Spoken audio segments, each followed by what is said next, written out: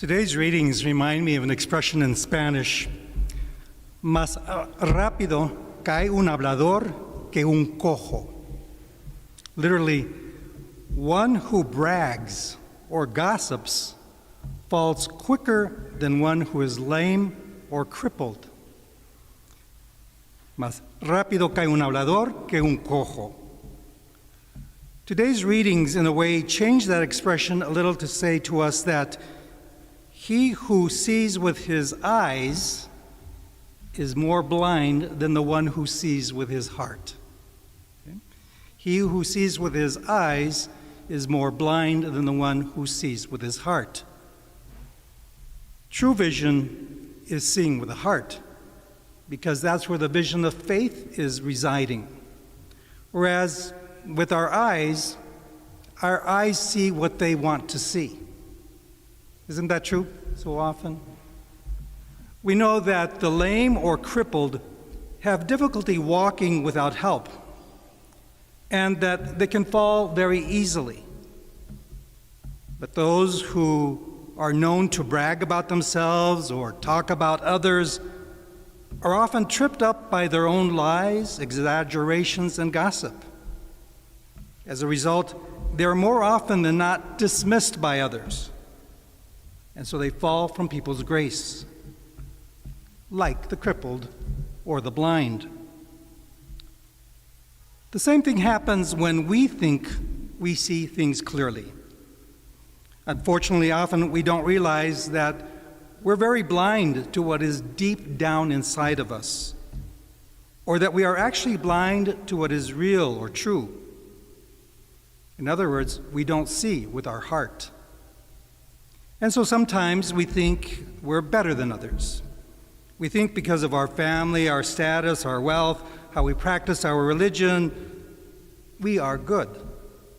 And those who aren't like us are bad. As a result, we end up being like those around Bartimaeus in today's gospel reading.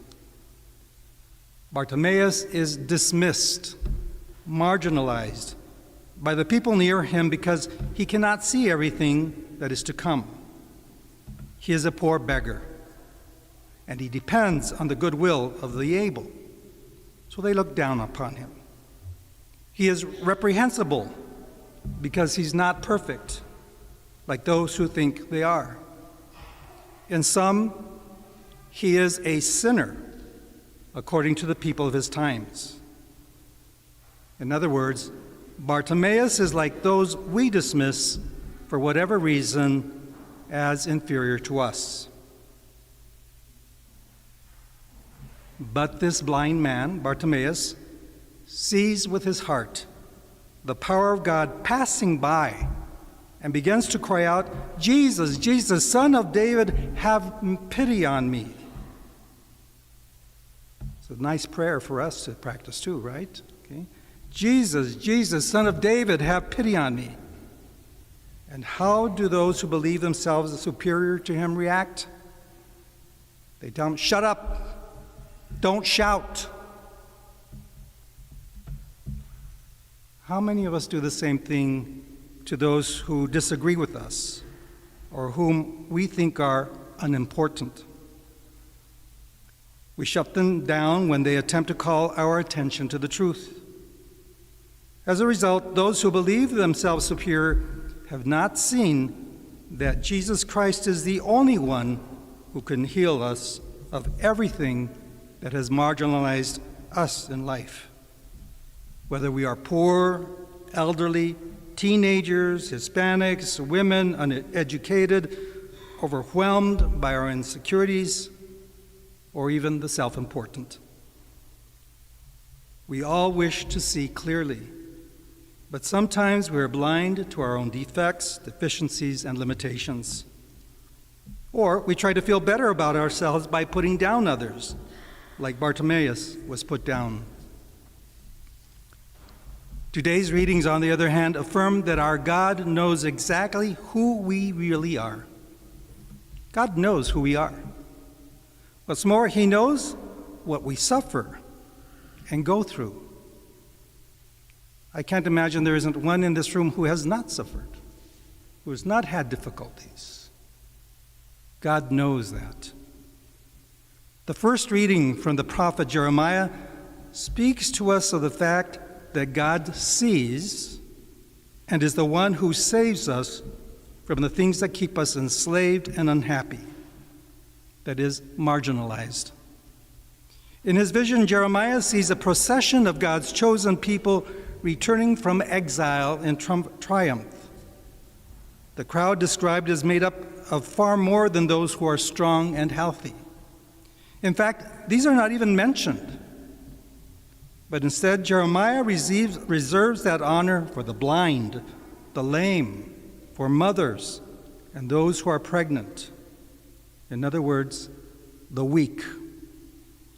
And the one who guides them, the one who is at their head, is a compassionate God who is like a father who loves his children unconditionally. Our God. In the second reading, the letter to the Hebrews, we see that this God has taken upon himself precisely our very human condition to make us see that God does know what we suffer and go through because he himself has experienced it. The reading reminds us that we are beset by weakness. Jesus takes that on himself. For he too was born a naked baby, completely dependent on his mother.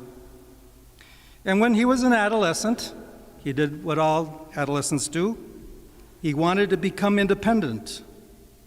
So he loses sight of his mother and father, who are mortified until they find him in the temple with the elders.